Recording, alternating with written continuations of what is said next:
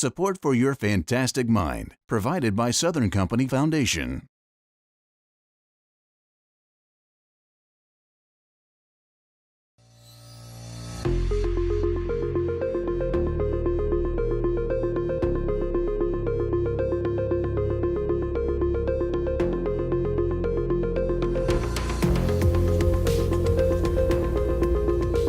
Welcome to Your Fantastic Mind. I'm Jay Watson. They are the foundation of our lives, our memories.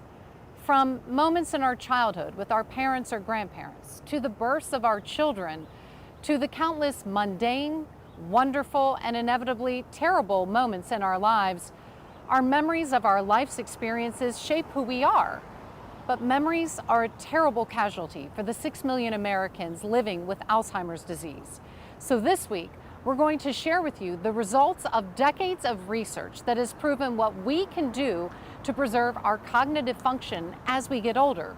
We're going to show you how you can be part of team science in the fight against this disease, and where you or anyone you know can get a screening no matter where you live in the state of Georgia. We'll also show you how flickering lights can be a key part of preventing or delaying this disease. And we have a love story that you won't soon forget.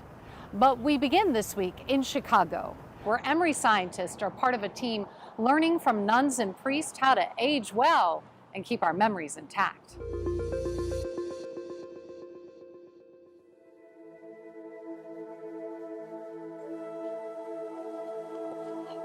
On this day, there is little in the way of wind in the Windy City. Instead, it's sunshine overload at Buckingham Fountain in Chicago's Grant Park. Known for its deep dish pizza and its brutal winters, what's lesser known is that Chicago is the epicenter of a study that is unlike any other in the world. 30 minutes from downtown Chicago is Sacred Heart Monastery in Lisle, Illinois. Holy Mary, Mother of God, pray for us sinners, now and at the hour of our death. Amen. Home to 22 Benedictine sisters, nuns. Theirs is a life of prayer, community, service, and chores. Okay, now follow me. Okay, coming. Bum, bum, ba-dum, bum, bum. My name is Sister D. Paul Stava. I'm 88 years old, and I'm the third oldest in this community. While Sister DePaul delivers the mail, 83-year-old Sister Lois Jean helps get ready for lunch. I've been a nun for 66 years. Along with morning prayer and Mass and volunteer work, all done together in community, these sisters and some nearby priests have another title as well, research participant. I always felt like I wanted to do something to help people. And when they said that this was a research program, and I know my dad had Alzheimer's, I think. We didn't call it that at that time. But I always felt so bad because he was like a different person when this happened to him.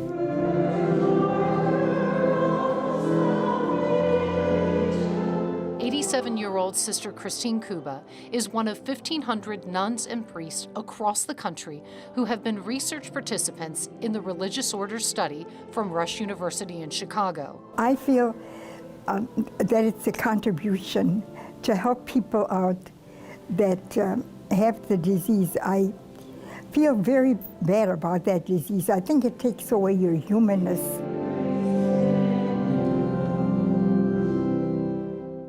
Emory University is a collaborator in the landmark 25-year-long study. The amount of information that can be collected now in days is what we used to collect over a decade.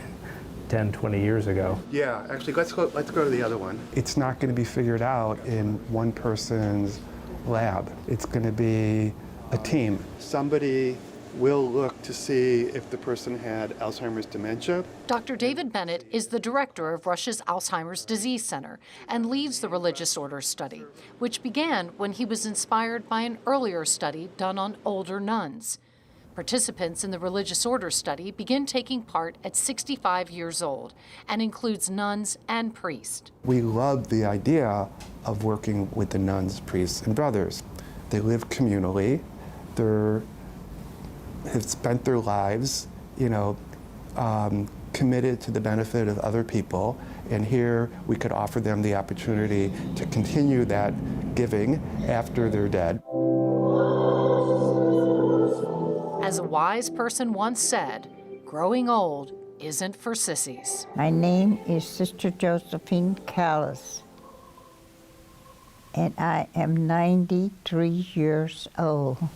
95. What? 95, that's right, thank you. We're just gonna stand here. I'm going to press a button on a remote. So I'm gonna have you do that one more time. Every year, researchers come to Sacred Heart to test the nuns, running them through a battery of cognitive and neurological tests. I want you to tell me all the animals you can think of in 1 minute. Ready? Begin. Horse, mule, donkey, cow, lamb, sheep, goat, dog, cat, mouse, giraffe, camel,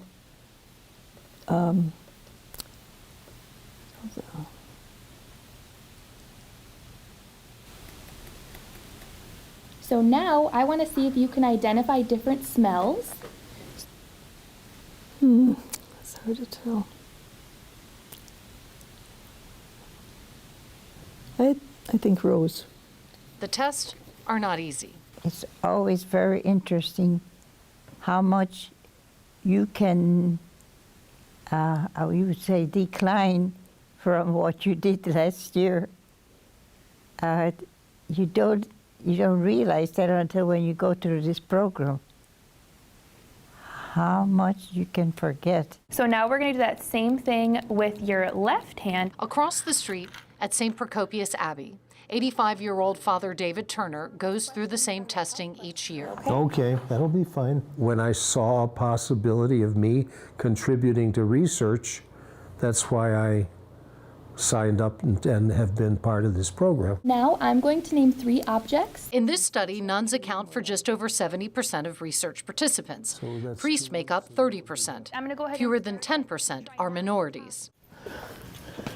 Okay, she's here because her chair is here, and she puts the dishes away. Come on. There is something else all these nuns and priests agree to when they sign up. This little thing right here is critical for the way we encode memories. Brain donation after death. And how do you feel about that? I'm dead. What do I care?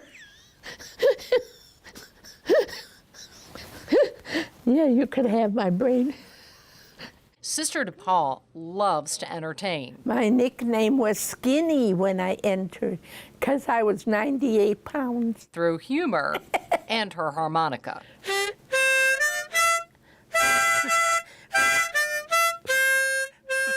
The research is showing that her positive outlook on life could help protect her from dementia. You're funny. Thank you. When people die and we get the brain, okay, our responsibility to them and to the funders is to ensure that it has maximal possibility of helping other people. And so to do that, we have to save the brain tissue in a variety of different ways that make it useful for a variety of different studies. And for a study that started 25 years ago, to have the brain saved in a way that it can be useful for technologies far in the future. There's gray and white matter, right? And so you can see the different color. Emory Brain Health's Dr. Alan Levy and Dr. Bennett take us on a tour of the freezer farm at Rush, where the brains of the nuns and priests are stored and used for research. But this is like the hard drive where memories get formed. The synergy of all the minds and talents of people working together, give insights that we otherwise just wouldn't be able to make. The brains, stored at -80 degrees Celsius in freezers with backup generator systems, are scanned, preserved, and frozen.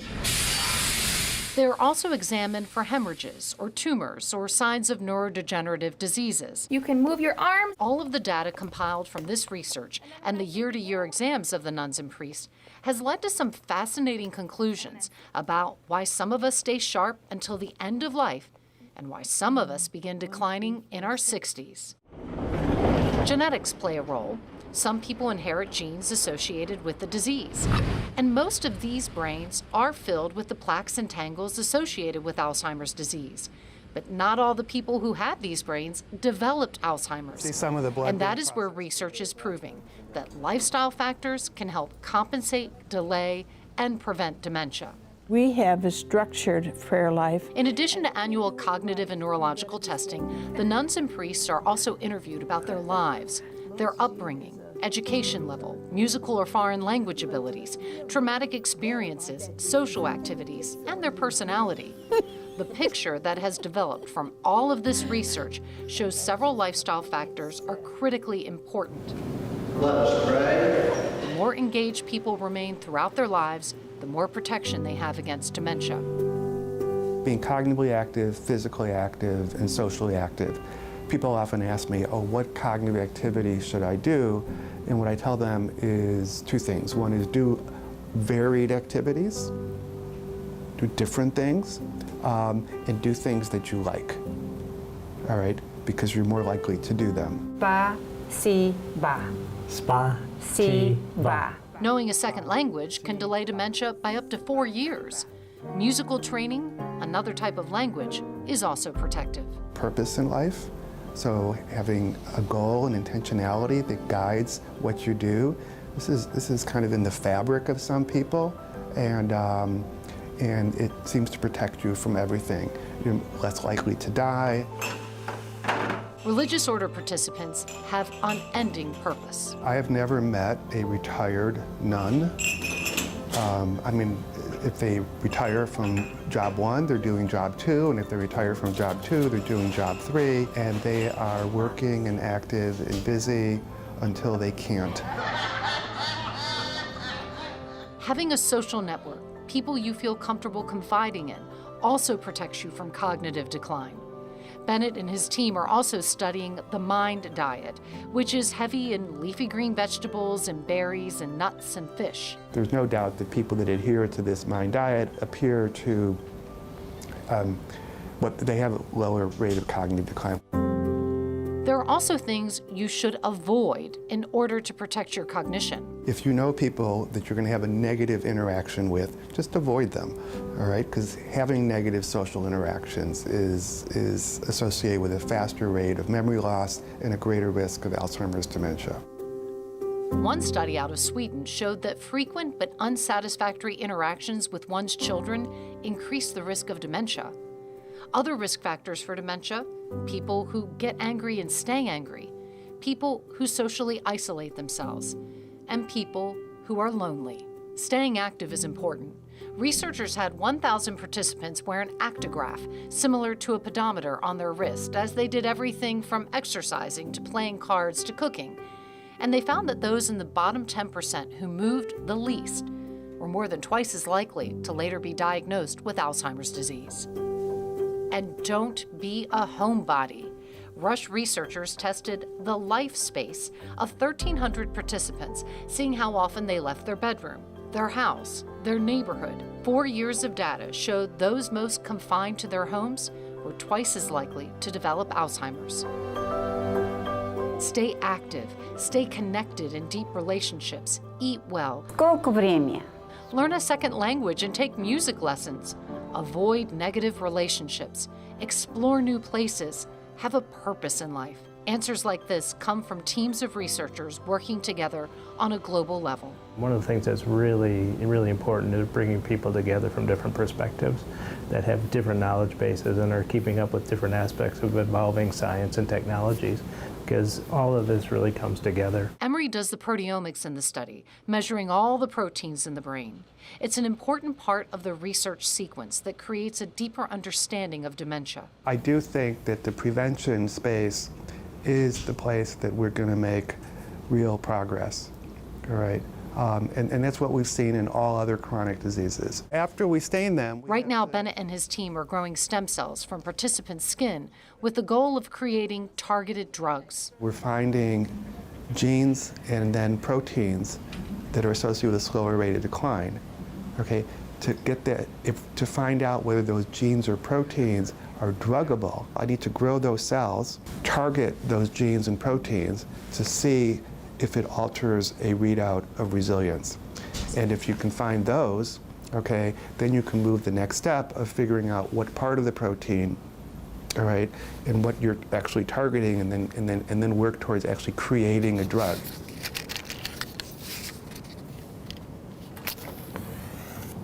There's a level, I think, of peacefulness, of prayerfulness, of appreciation of God in our lives that is contentment.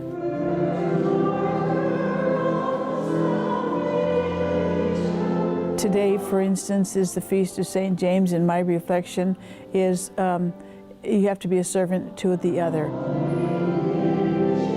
They've made a profound commitment to science. Faith has led them to help others long after their lives on Earth end. I feel that Jesus was the representative of God on earth here, and he would have done it. I'm sure he would have done it.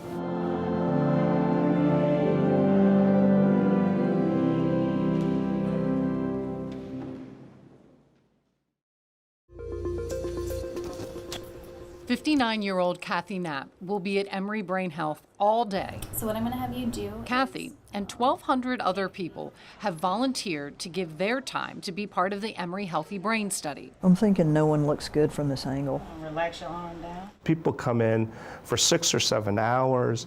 They do all kinds of cardiovascular stuff. They do all kinds of cognitive testing. They donate blood. They give up spinal fluid. They all have lumbar punctures. They subsequently have MRI scans now that are getting scheduled for everybody. They collect microbiome or stool samples. So I'm going to read that same list. I was a little disappointed with the pencil test drawing part, that I couldn't do that a little bit better. Once you take a deep breath in. Kathy said the lumbar puncture was no big deal. It was pretty comfortable. It was like taking a nap on my side, so it wasn't that bad. The goal is to enroll 3,000 people to help researchers figure out 2 critical things when it comes to Alzheimer's disease. Who's going to develop disease, and when are they going to develop disease? If we want to catch the very initial phases of that, we have to catch people in their 50s and 60s. And we can, in fact, using current technology, detect and identify the presence of Alzheimer's pathology in perfectly healthy people as early as in their 50s. Dementing disorders begin decades before symptoms start. This is a powerful way to help scientists predict and one day prevent Alzheimer's disease. This time I want you to hold this cup of water as you walk. Kathy has no family history of dementia. She signed up after her partner did. When they come out with new information on a study, don't you wonder about the people who did that study? Don't you wonder about who lined up and said, okay, it's all right with me if you do this to find out, so that down the road you can find out that, you know, X drug actually works for this thing, or we found that if you eat this way and exercise that you can put off. I mean, how else do they get that information if not for people to say, okay, I'll do it. I'll do it. All right, so we're going to start with 2 automatic. The answers are within us. And so I said, sure, because why not? If the brain study's not for you, your participation will help us. Emory's Healthy Aging Study is open to anyone over 18 who can answer questions online. It is a game-changing effort. Close to 30,000 people are in it so far. A massive group effort is required to conquer this disease. All right. Say hello. We met kind of on a blind date. That blind date for Leanne and John Doherty was over 46 years ago. She would become a psychotherapist, and he would go on to be a leading neurologist in Knoxville, Tennessee. Passionate advocate for the diagnosis and treatment of those with dementia, as the head of Cole Neuroscience Center at the University of Tennessee Medical Center, Dr. John Doherty treated 30,000 patients over the years. Ladies and gentlemen, the head coach of the Lady Volunteers, including iconic University of Tennessee women's basketball coach, Pat Summitt. She was a wonderful, tough nut. I mean, she had her passion and she lived it. John diagnosed Summitt with Alzheimer's disease. I said, you know, I had something serious to tell you, to talk about, you know. I told her that I thought it was Alzheimer's disease. She said she did too, that she had a grandmother, I think it was, who had Alzheimer's disease. She said she's going to fight it, and she got all these books and pamphlets. I mean, she had a stack of books on her table about treatments for Alzheimer's disease and whatever. She was determined. But she had pretty aggressive Alzheimer's disease. I mean, it got worse rather quickly. Pat Summitt is the winningest coach in college basketball history. Pat Summitt died in 2016. The Pat Summitt Clinic is a milestone. John, who was on the board of the Pat Summitt Foundation, helped to found the Pat Summitt Alzheimer's Clinic at UT Medical Center. My mentor, Dr. Plum in New York, used to say the most important dementia that we deal with now is the most important dementia that we deal with now is what is the frontal dementias. Yeah, let's go on. Today, at 75 years old, Dr. John Doherty is more than a year into his diagnosis of Lewy body dementia, the second most common form of dementia that impacts 1.5 million Americans.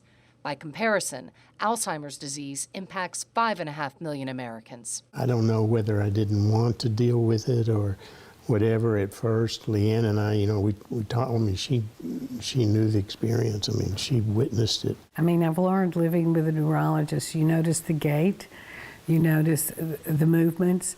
It would be rare that we would go out to dinner that he wouldn't knock over something. I had a number of spells of falling out of bed, and I never, you know, what is this? And Leanne said, you know, whoa, that was a real fall. One time I hit the back of my head on a night table. John's son Andrew gave speeches with him around the world about the diagnosis and treatment of dementia. Now he helps his dad navigate a conversation. And I've had a very significant problem in terms of Lewy body disease,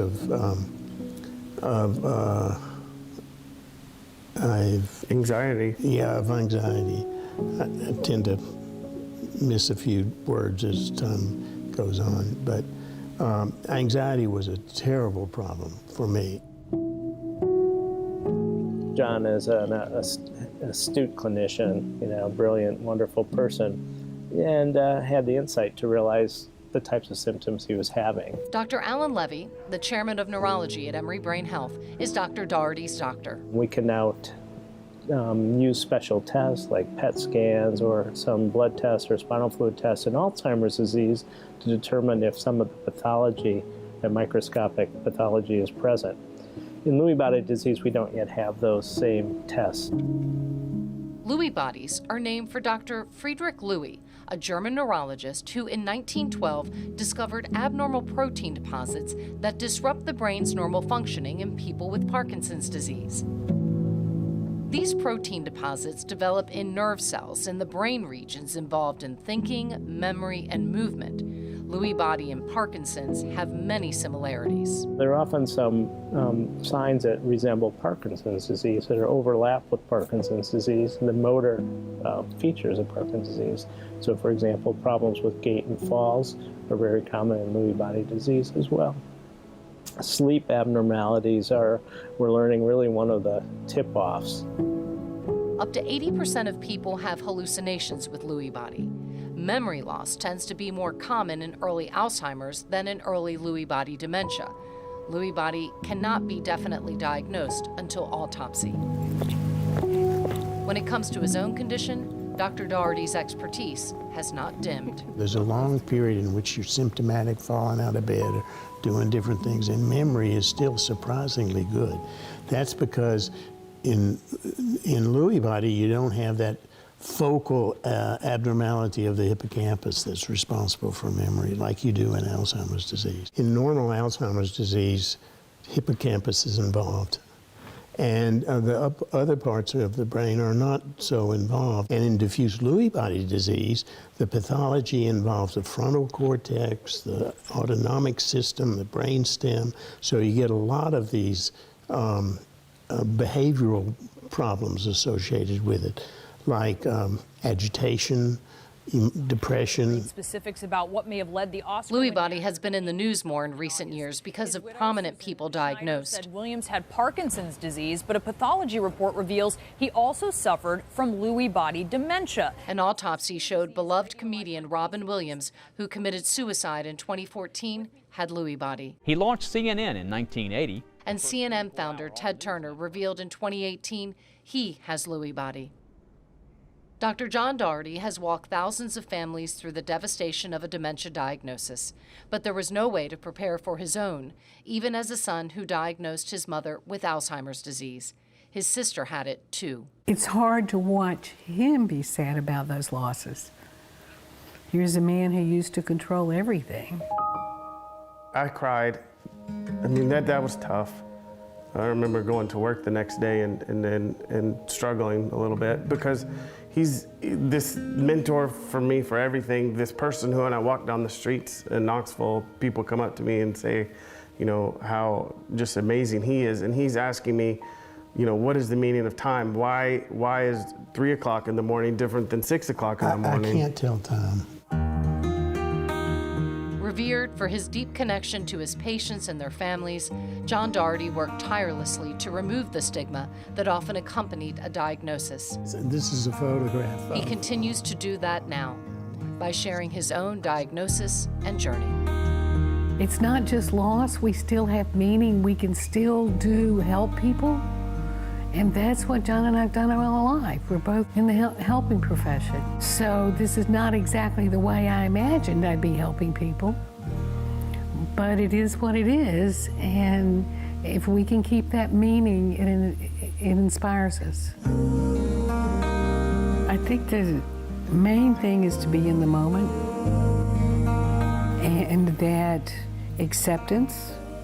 The first noble truth is there is pain. There is pain, there will be pain, but you don't have to suffer. And if you resist the pain, that's suffering.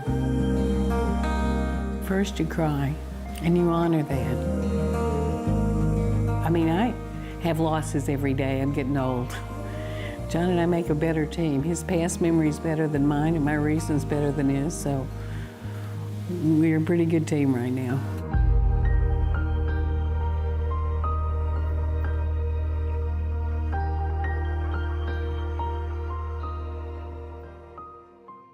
Every year he was getting into car accidents, and he was just forgetting a lot. Deborah and Wayne Wynn are at the Medical College of Georgia in Augusta for answers after a very difficult year. I didn't know what day of the week it was. That's one of the problems I had. And then I didn't know what month it was. I don't know what month it is right now. A mechanical engineer for 30 years, Wayne and Deborah were referred to Georgia MemoryNet by their primary care physician. Hey, Wayne, how are you? I'm great. I'm John Morgan. Nice to meet you. This never existed before. In a state where many counties lack a single neurologist and have few family doctors, early dementia diagnosis and care is next to impossible. You did a one-pager called the Montreal Cognitive Assessment, looking at your function on that. And it looked like you had some trouble on that test. It was a little difficult for you. That goal of bringing memory assessments to Georgians who need them finally became real. It was passed by Georgia's legislature in 2018 and funded by the Georgia Department of Human Services and Division of Aging Services, and is supported by community organizations like the Alzheimer's Association. There's a lot of education and training. Dr. James Lobb, Vice Chair of Emory Neurology, is the director of Georgia MemoryNet. Emory serves as the central coordinating and training center for the entire network across the state. I would love for everybody in the state of Georgia to be able to reach a center of expertise within the state in less than 60 minutes, less than 1 hour of driving. With that distance in mind, Georgia MemoryNet was created. 5 memory assessment clinics throughout the state: Augusta, Columbus, Macon, Albany, and downtown Atlanta. Navigation was also more difficult too, getting from point A to point B. Patients are referred by their primary care physicians. Well, let's go over your MRI results together, okay? There's some atrophy in the parietal lobe as well of the brain. So you do have some shrinking of your brain in various spots. Do exactly what I do, okay? Neurologist Dr. John Morgan is the director of Georgia MemoryNet's Memory Assessment Center at the Medical College of Georgia. Like any kind of He tells the WINS that the results of some of the more detailed cognitive testing they did raises concerns. The stuff in red here is the worrisome stuff, okay? Where it's abnormal, it's below normal, okay? So your processing speed was abnormal. One measure of the thinking executive function speed was not good. And then your memory was significantly impaired, which is what I'm hearing in your history. Tap on big and fast like that. Good. Okay. All right. He puts together a plan to recheck Wayne's thyroid levels and to treat him for depression, but he also prepares them for what the reality could be. There could very well be an underlying process like Alzheimer's going on. At least it allows you to plan and to get treatment early. If you blow it off, you may be too late for a therapy that may have saved a lot of your memory. The WINS will be connected to resources, and a social worker will help them plot a path forward. While many see a diagnosis of dementia as hopeless, there are interventions and promising drugs on the horizon that only work in early disease stages. I am starting to sort of really embrace the idea and try and communicate the notion that diagnosis delayed is going to mean treatment denied, because these first rounds of really encouraging and effective Alzheimer's drugs will be meaningless if we don't identify these people early enough. In a year complicated by COVID-19, Georgia MemoryNet is using telehealth in order to reach people who need assessments regardless of where they live in the state. Part of the long-term goal in my mind is to develop a system where statewide our citizens can have access to these emerging treatments and really benefit. And then the downstream effect of that is going to be enormous, because we're talking about drugs that potentially will take, you know, a disease that progresses over the course of 10 years. If we stretch that out to 15 years, it will reduce the cost and burden of Alzheimer's disease by 50%.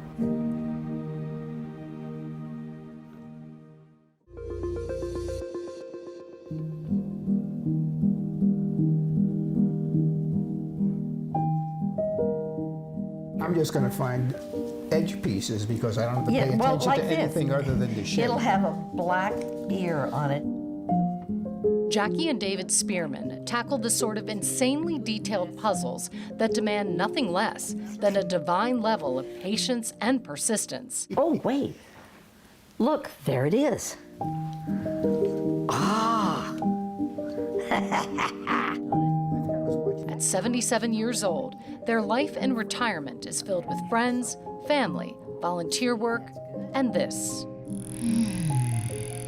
I've always been a real supporter of research. No kisses. To me, it's not painfully loud.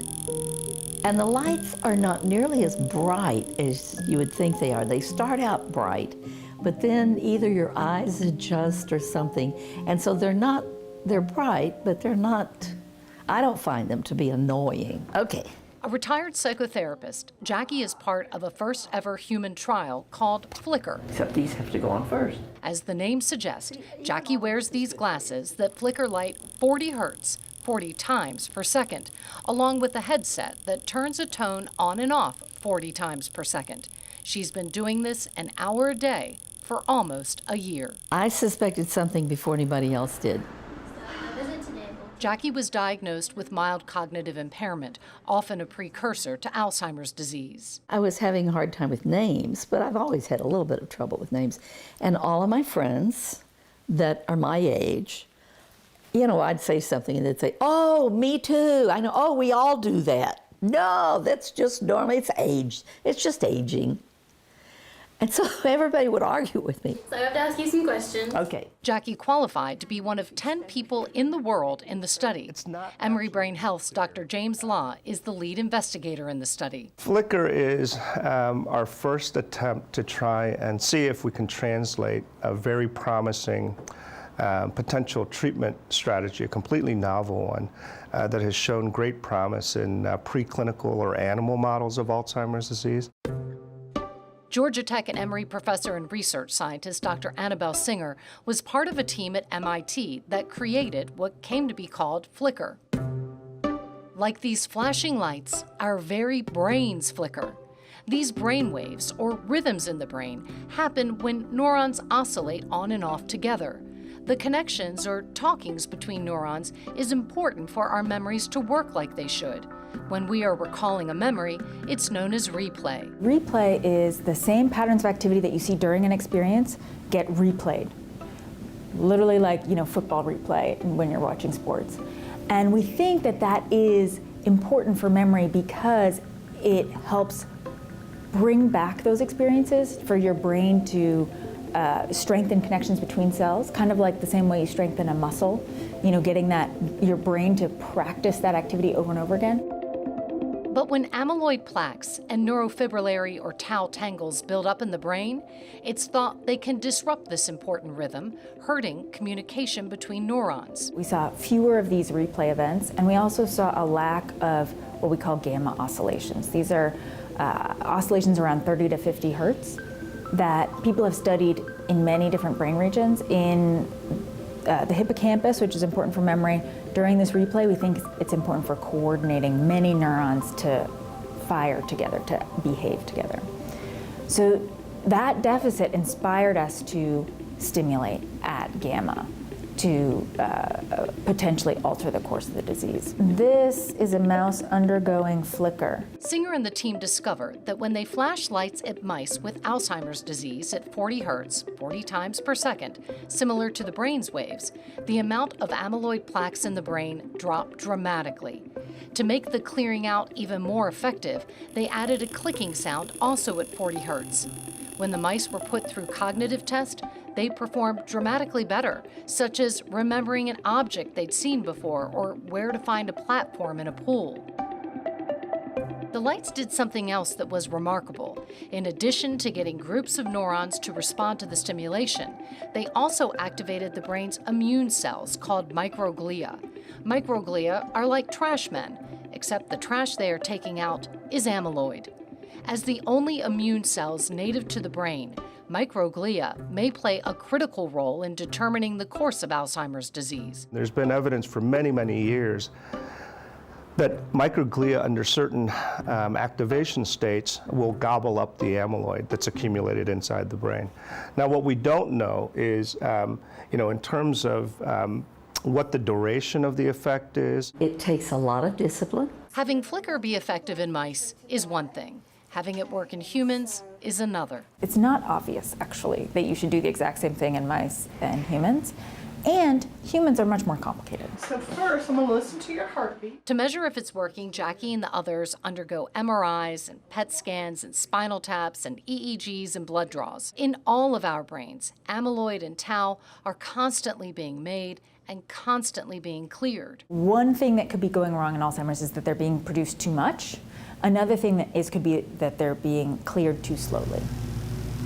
That's why flicker is not a one-time thing. The results in mice showed that. If you do the stimulus just for an hour and look in sensory brain regions, the effects last for a couple hours. So the reduction in amyloid beta, for example, lasts for 4 to 8 hours. By 24 hours, it's back to normal. Amyloid builds up in the brain 20 or more years before symptoms begin. We're starting to see some evidence that in patients who have mild cognitive impairment from Alzheimer's disease, even though those people also have had this amyloid for many, many years, if we catch them at that very early mild cognitive impairment stage, doing things that remove the amyloid may yet benefit those individuals. We think it would be something that you do every day, potentially.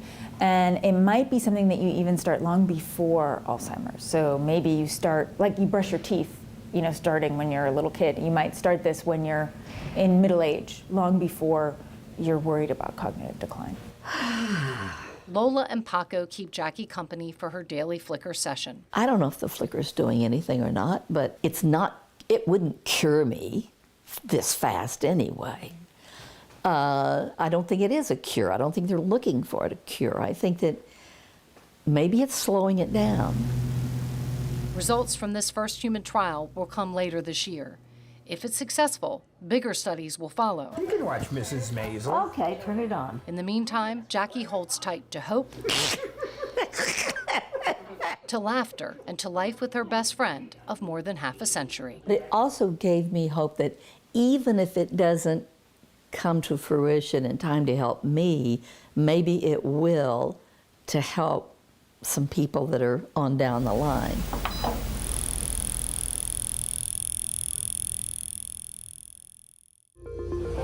All right, now that we're all here, what we're gonna do, I'm gonna take us over to the warm-up area while still walking in place. It's a very full day. Is we're gonna split the group in half. From guided exercise to group sessions. It's been difficult talking with other groups that are not diagnosed. To just hanging out. But what you're looking at is a living laboratory. One that will teach researchers much more about dementing disorders in their earliest stages. I get so full and so excited to say I'm part of a trailblazing team that's going to be the benchmark for something that's going to happen all over the world. Now, were you here today? And I said, you guys need to make a big old picture of us and put it on the wall out there, Put our names beside, because we are the first group. We know there are probably close to 50 million people in the United States today who have Alzheimer's disease pathology but are asymptomatic. This is a chronic disease where it takes decades for the pathology to develop to the point where it overcomes an individual's resilience. We're starting this program as a research phase for people with mild cognitive impairment, memory loss. Patients are usually diagnosed and don't see their doctor again for a full year.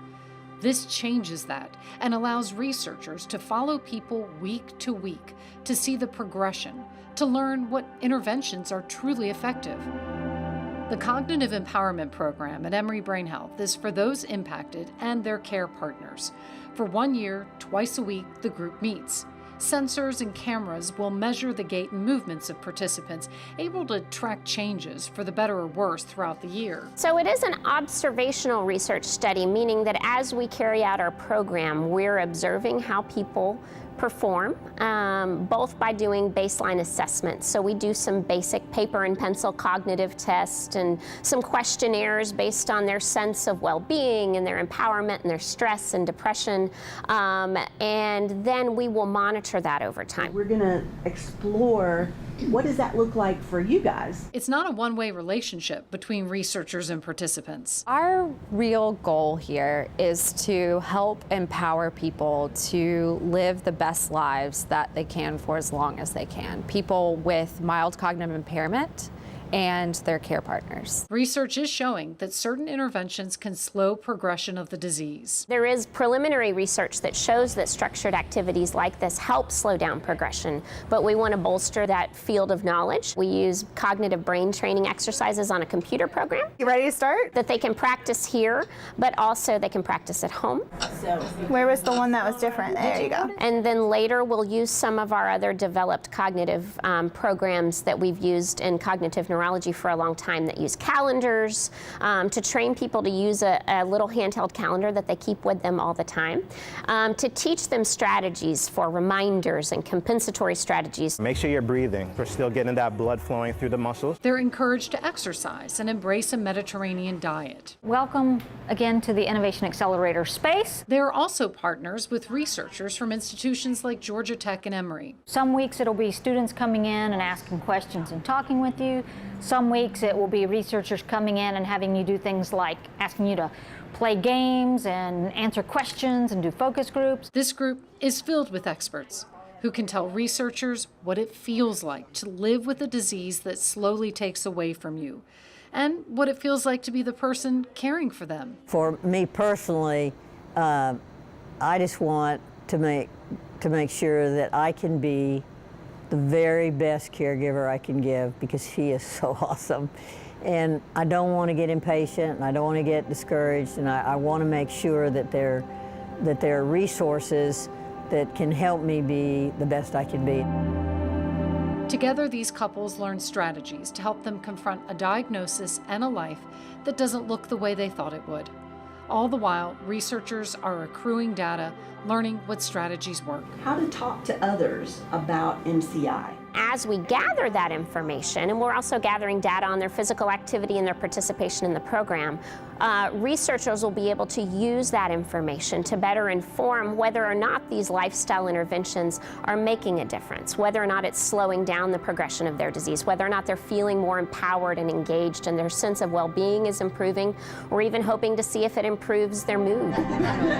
This first-of-its-kind program will hopefully be replicated across the country. The need is critical. We were involved in other clinical research studies, and to know that there's research with this and that maybe we're helping to contribute a little bit towards that. I don't think it might not help us that much, but maybe future people that are facing the diagnosis. I'm not here to cure my Alzheimer's.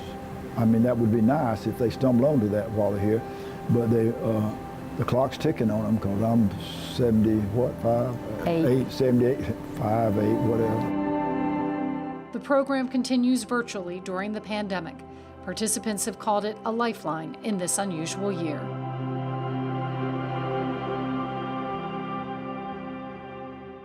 $16 million adults in the United States are a caregiver for someone with Alzheimer's disease or another dementing illness. And while the majority of those caregivers are women, in married couples over 75 years old, the care is equal between husbands and wives. We hope our final piece this week touches you as much as it touched us. It's about art and music and love. This is Phyllis and Richard's story. Even though it's free and open to the public, a seat at the Emory Chamber Music Society's midday concert is a hot ticket. Happy Valentine's Day, Phyllis. Dr. Richard Franco and his wife Phyllis are regulars at William Ransom's concerts. Music is a big part of their life. Richard takes Phyllis with him everywhere. Phil, we've got a great day to take a ride around. Not just to concerts. You're good. But to parks. Perfect in every way. All over Atlanta. Every little breeze seems to whisper. First of all, I don't want to be lonely. Secondly, I'm proud to show Phyllis off anywhere we go. Right? I hope so. Yeah, well, of course. Thirdly, why wouldn't we go out? We're just together. All righty, here we go, Phil. Phyllis had a phenomenal memory. I always relied on her when we went to a party. She knew the names of everyone. I didn't. Phyllis loves to go out and about. A neurologist for 42 years, Dr. Richard Franco recognized the devastating symptoms of Alzheimer's disease in his wife more than a dozen years ago. Everything is pretty. The sun is out. He left his practice after Phyllis drove almost to Alabama on the wrong side of the road. On your mark, let's go up. Both 82 years old, Richard takes care of Phyllis full time. You have someone come at night Yes. so you can sleep. Right. But you are her caregiver every day. Well, I don't really look at myself as the caregiver. I look at myself as we're partners in functioning together. It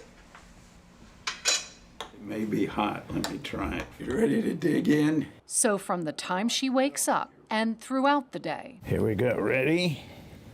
Upsy daisy. he tends to the woman he fell in love with in 10th grade civics class. Walking, walking, walking. I couldn't get a date with her because people would ask her 6 months in advance. We forgot to say a blessing. These days, Motzi lehe min haaretz. Amen. their life together has a soundtrack. You are my sunshine, my only sunshine. Music is in a different part of the brain when skies are gray than memory. Most of memory is in the temporal lobes, hippocampal area. Music is often spared. It's one of the great means of connecting and communicating. Please don't take my sunshine away. Music became more important as Phyllis suffered losses, like speaking and walking and playing piano and painting. Art was her inner self coming out into the expressing itself in the world. A highly regarded artist, their home is filled with her massive works of art. It's all very impressionistic of the river, the sun. It's not a portrait, it's full of action. I wish Phyllis was telling you about her art because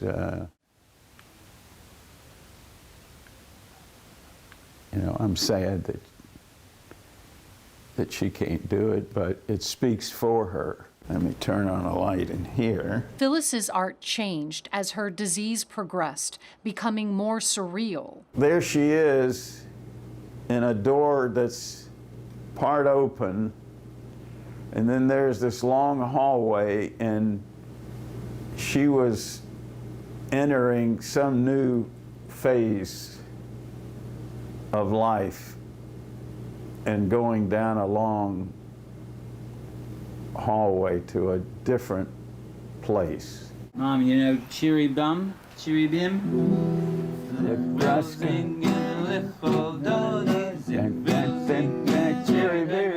The moment Dad would walk in the door, everything would be for Dad, and he would come in this great mood. The Francos' 3 children have been marinated in their parents' love affair their entire lives. Hey!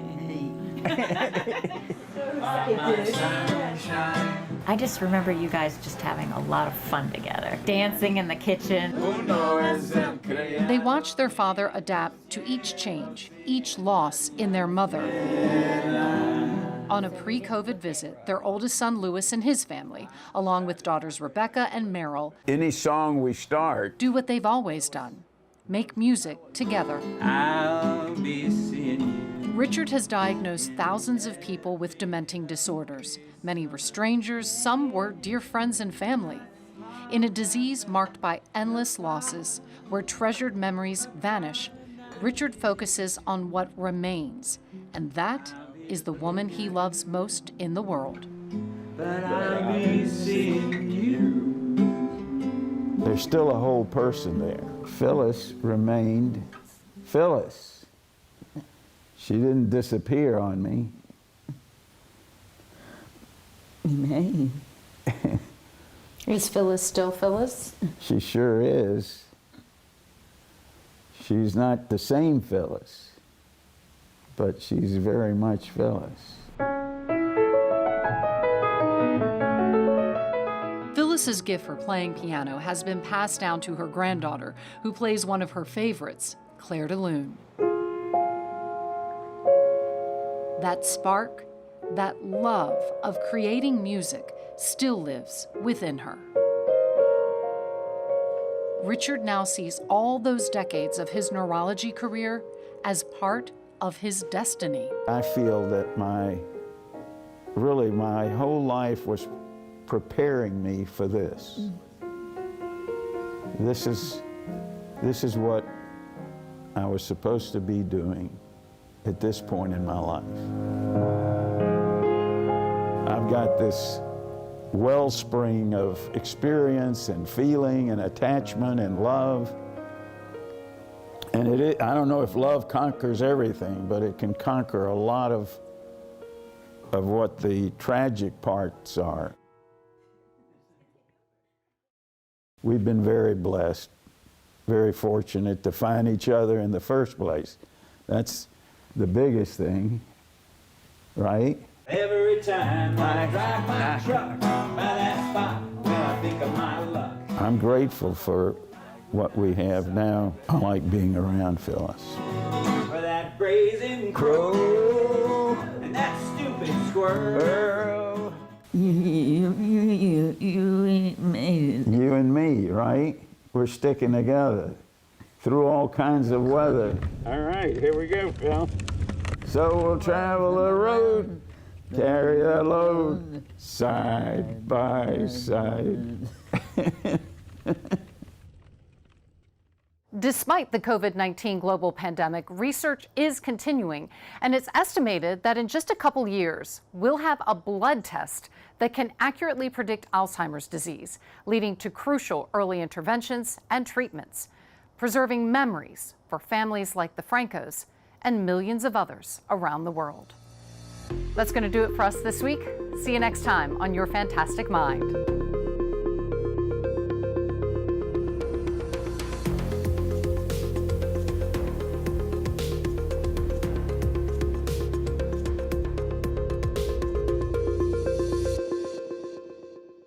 Support for Your Fantastic Mind, provided by Southern Company Foundation.